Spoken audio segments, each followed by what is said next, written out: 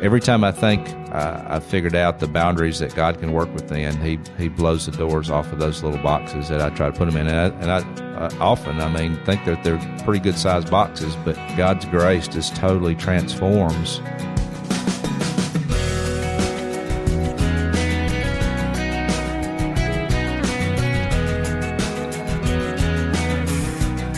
Welcome to this week's edition of First Person. I'm Wayne Shepherd, and I'm excited today to introduce you to a young man who's quietly serving his community in significant ways. You'll meet Currey Womack of the Nashville Rescue Mission.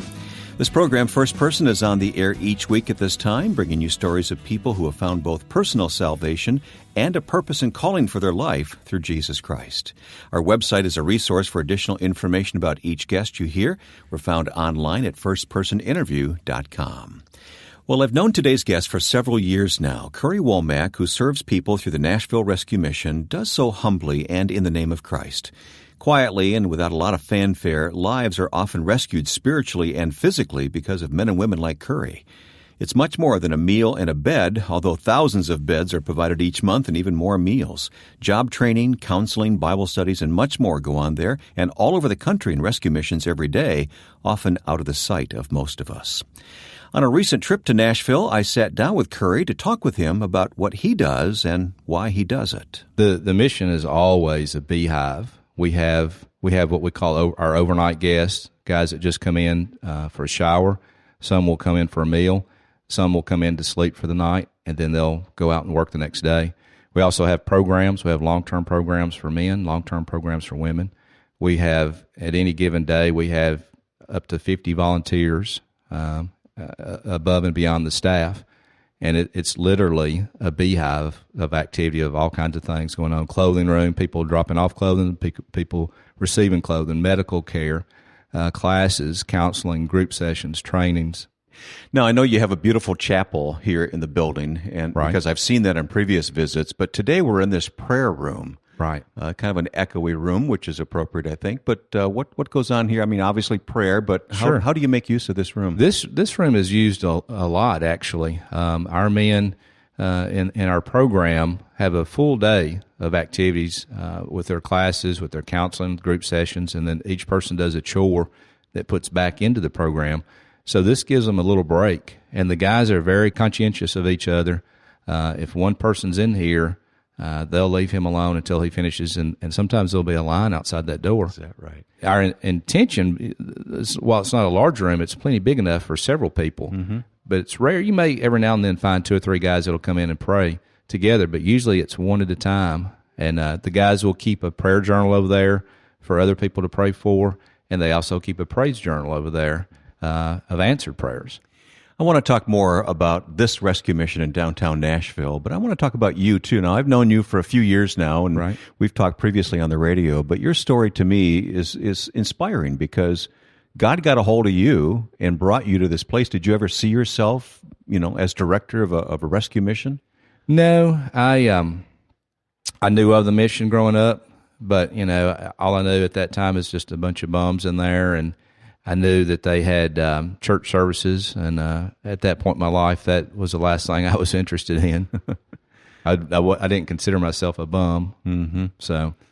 But you had a rough go for a while? Well, as a kid, I was one of those spastic kids. I was always in trouble. I was that kid, even in kindergarten, first grade, all the way up. I was in trouble. I would go to the principal's office. I would get paddlings. My father was old school.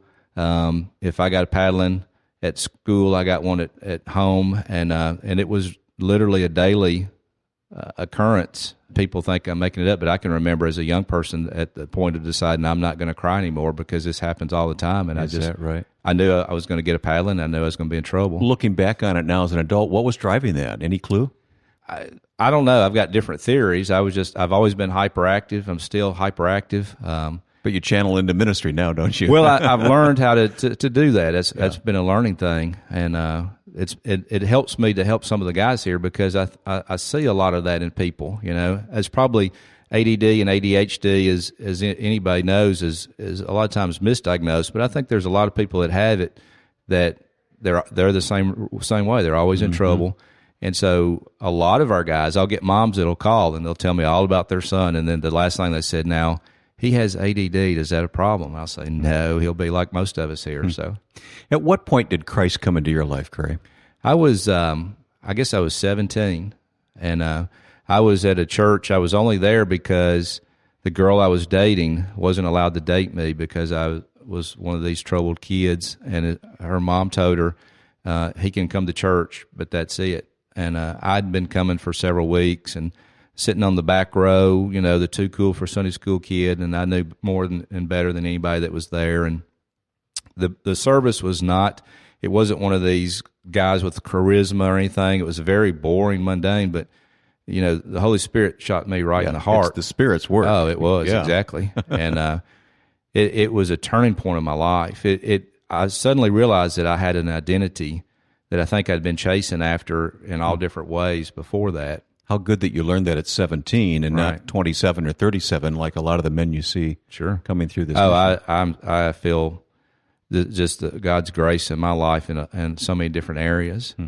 How did he turn your heart towards this? How did you first learn about Nashville Rescue Mission? I was in school, and Carl Reasoner was the director of the mission at that point, and he was speaking in the little town we were at, and we heard him speak and got to speak with him, and he started telling me about the Anchor Home. At that point in my life, I was really dead set. I've always been a big outdoors person. I love camping, hiking, fishing, those things. And the way I saw it, we were going to have a camp. My wife and I were going to build a camp, and we were going to run a camp for troubled teens. And Brother Reasoner began telling me about the Anchor Home, which was a program for 18 to 24-year-olds. And I had the opportunity to fly up here to Nashville and spend some time, and just immediately fell in love. And I knew that I knew you were called. This was what I was prepared for. Yes, yeah, no question about it. Oh, I've been here 22 years, and I love it. I love it. It's like anything. You have your days, you get tired, but I have no doubts this is where I'm supposed to be. Mm-hmm.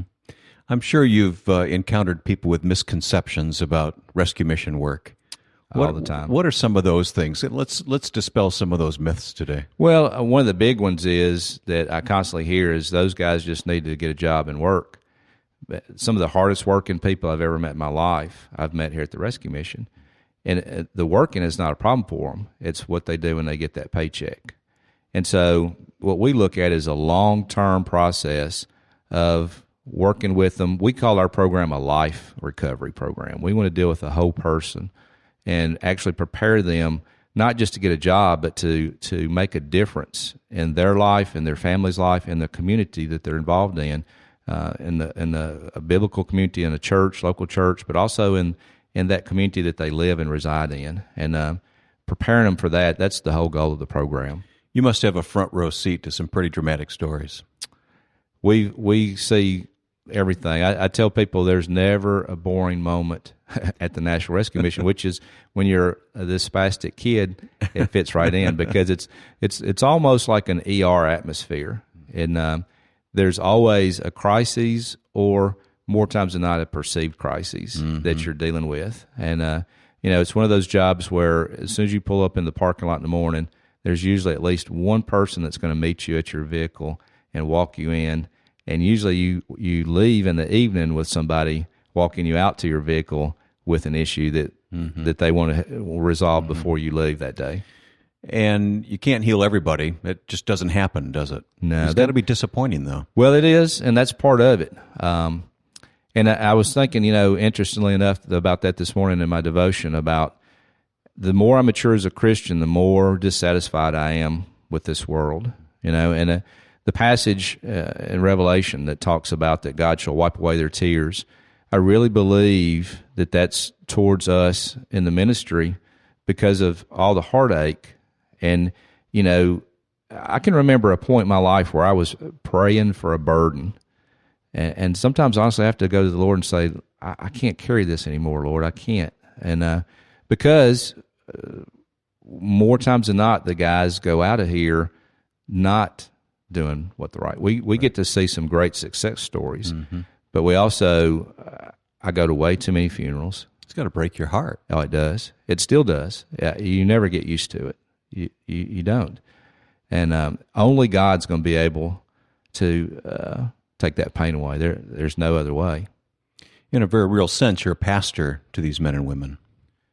pastor, coach, stepdad, cheerleader, whatever the situation calls Yes, sir. for. Right, Yeah. right. It's a constantly changing. I may have a man that comes into my office and we're counseling, and he's thinking about suicide, and then turn right around, and the guy that comes in behind him, his roommate used a pair of his socks, and he's angry. So you switch gears back and forth. And Do you see spiritual change in lives here? oh, I do. And because I've been here so long, I get to see it even sometimes with the people that we think leave here haven't received anything.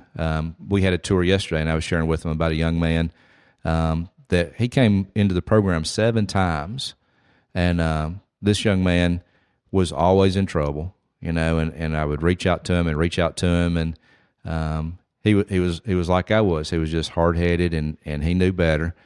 But about 5 years after I put him out for the last time, I didn't hear anything back, and he called me, and he said he was doing much better. And it was only a few weeks later he came with his pastor, and he was married. He was leading now a prison ministry through his church. And I told people he was clothed and in his right mind, this time. I mean, the last time I saw him, he had been on the top of a 5-story building threatening to jump off. And now to see him, it was only something that Christ could do in a person. I mean, he transformed that young man into this very godly man that he still is today and keeps in touch. More about the ministry of the Nashville Rescue Mission through the eyes of Currey Womack coming up in just a moment. Next week, we'll talk with a guest who once described himself as a stranger in the house of God. I would look at myself and say, well, there's somebody who's never going to come to know the Lord. It's just a reminder of the power of God's grace, that He's a God who seeks the lost. The great thing is that He uses us as a part of that process, and that's what I'm trying to train my students. Moody Bible Institute professor Dr. John Kessler joins us next week, right here on First Person.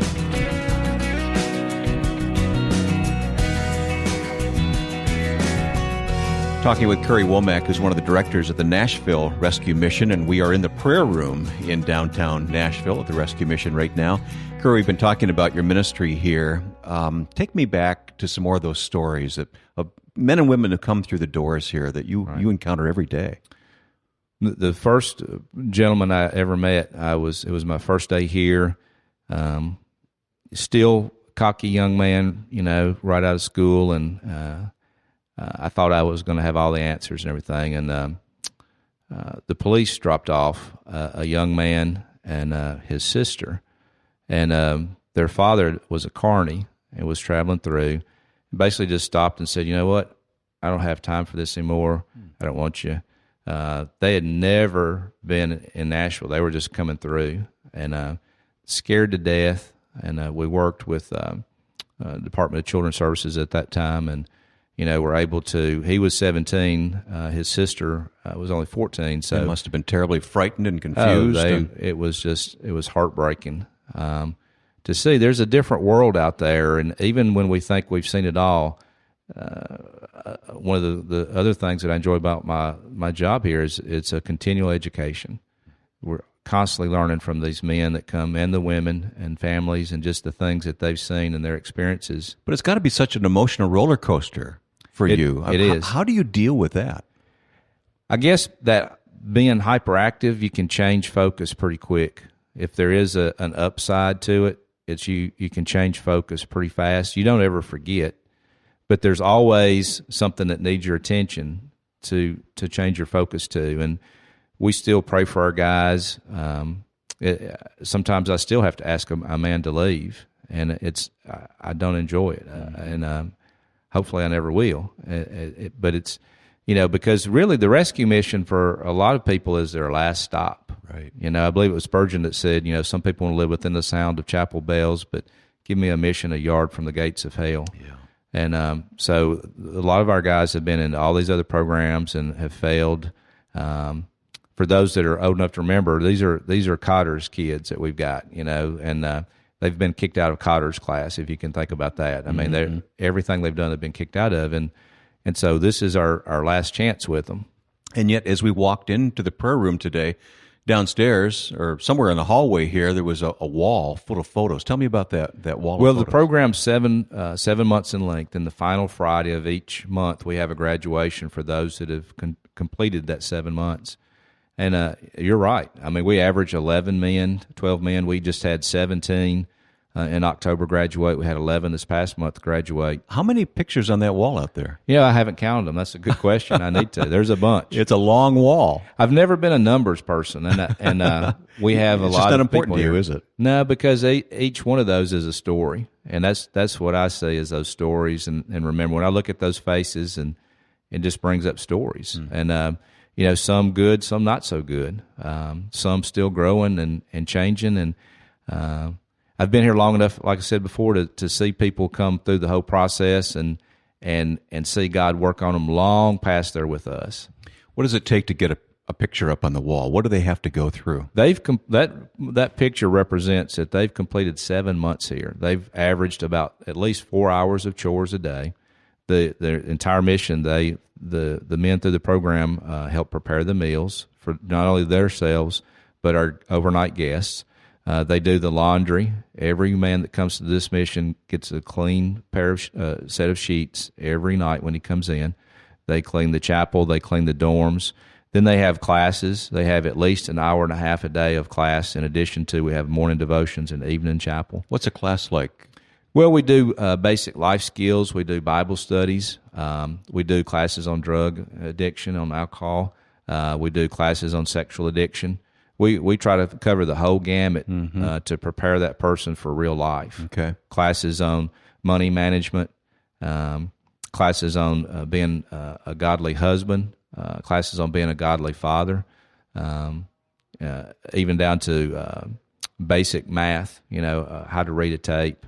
How to do a budget, things like that. Boy, that sounds very practical. You have some pretty unique programs here at Nashville Rescue Mission. You were telling me as we walked in today about a music lab that you have now. That's pretty unique? Oh, it's been a dream of ours for a while to be able to have training again for guys that are just You would think at the end of the day, with all the classes that the guys have and their activities, they have groups and counseling in addition, that they'd be tired, but they're ready to change gears. And so we get a lot of guys that have some rough, some very talented musicians that come through. This is Nashville. This is Nashville, and of course we get the guys that were going to make it big end up at the mission because they come to Nashville and find out that there's a bunch of people here that are trying to make it big. So we get to minister to them, and that's a cool thing. And what's the purpose of the music lab then? The music lab is really twofold. It's one, to allow these guys to develop their music abilities, and within that, I'm hoping that we're going to attract some new volunteers, because everybody has a different strength. And I think there's going to be a lot of people just in some of the tours yesterday. We just opened our music lab yesterday, and seeing those that came through, their excitement and their ideas, it's just going to be another opportunity, which is what I love about the mission. It's just filled with opportunity for the students, for the staff, for the volunteers that have come here. Does it frustrate you, the stigma that's attached to the people you see come through these doors every day? It does. It does both ways. I think some of the guys are reluctant to get involved in a lot of things because it's almost like they feel like something's tattooed across their forehead. And, so they're very standoffish, sometimes for good reason because of the way they've been treated at different places. But I think I'm starting to see in the younger generation a more acceptance. There's not quite the stigma that there used to be.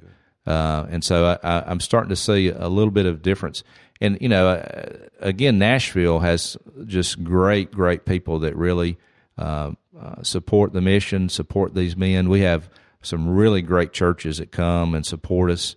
Sure, you could always use more. Always use more. And, of course, we're at the Nashville Rescue Mission. Chances are, as this program is heard around the country, there's a rescue mission in your immediate vicinity as well. They could use your help. Most definitely. And you'd be surprised, it's not just about serving meals, like we said earlier. I mean, there's educational opportunities. Sometimes it's just somebody that they need help driving a van to help people to get some dental care or to the doctor, or when our guys start on job search, just somebody to help them get to interviews and things. Let's take our final couple of moments here. I want you to tell me again about a life changed by Christ first and foremost, but also changed because of Nashville Rescue Mission. Well, I think of a young man that came, I guess it was in the mid-'90s, and going to make it big in Nashville, and came from up north, got off the bus, immediately overwhelmed from some little town, and ended up at the mission. And, of course, they brought him because he was a younger gentleman to the Anchor Home. And he at that point, he didn't really need a program, but he didn't have anywhere to go. He was out of money, so he stayed with us. So addictions weren't an issue necessarily? Not well. He wasn't what we would consider. He had messed around a little bit and tried different things, but it wasn't a life dominating force like it is for a lot of the guys. He was a down and outer, huh? Right. Well, he was just searching. He didn't know. He was just searching, and he thought that if he just changed his geography, that all his answers would be taken care of. How often we think that? Sure. And just watching him grow, in the program, I immediately began to see leadership potential in him, and so we took advantage of that. And he enrolled towards the end of his program, enrolled in one of the local Bible schools. Stayed with us for a couple of years in our halfway house, and then moved on campus, completed there. Took a position as a youth pastor for several years, and then began working on his master's at Asbury Seminary, and then currently is pastoring in Georgia church. Is that right? And is about a year away from his earned doctorate degree. So I mean, just yeah. And it started by walking in off the street, right? Just coming in, nowhere to go. And what keeps you here, Curry? The guys, just seeing them, and seeing what God can do. Every time I think I've figured out the boundaries that God can work within, He blows the doors off of those little boxes that I try to put them in. And I often, think that they're pretty good sized boxes, but it's funny, the people that I think that are coming in that we're going to really be able to help, it doesn't seem like we're able to, but then these other guys, God's grace just totally transforms, and there's no other explanation. It doesn't make sense. But I still, as a believer, can't understand why God loves me either. And yet He does, and He shows me mercy, and the longer I walk with Him, the more I realize how big that mercy is. As I talked with Curry that day at the Nashville Rescue Mission, I realized there are many other selfless people just like him all over the country who serve their local rescue missions as staff or volunteers, and they deserve our prayers and support. If you'd like to know more about this rescue mission in Nashville and today's guest, Curry Womack, we've placed a link on our website, firstpersoninterview.com. While most of us listening don't live in Nashville, chances are there is a local rescue mission where you live that needs your time and support. Take time to consider and respond to the needs in your own community. And I want to remind you of our website, which can provide you with additional information about the guests you hear each week. FirstPersonInterview.com is the online address for this program, and there is an archive of programs you may have missed, as well as a schedule of upcoming guests. Look us up online at FirstPersonInterview.com. And you can interact with us on Facebook at Facebook.com/FirstPersonInterview. Looking ahead to next week, my guest will be Dr. John Kessler, a man who comes from an unlikely spiritual background. You'll hear his story next week. Now, with thanks to my friend and producer Joe Carlson, I'm Wayne Shepherd. We'll see you next time for First Person.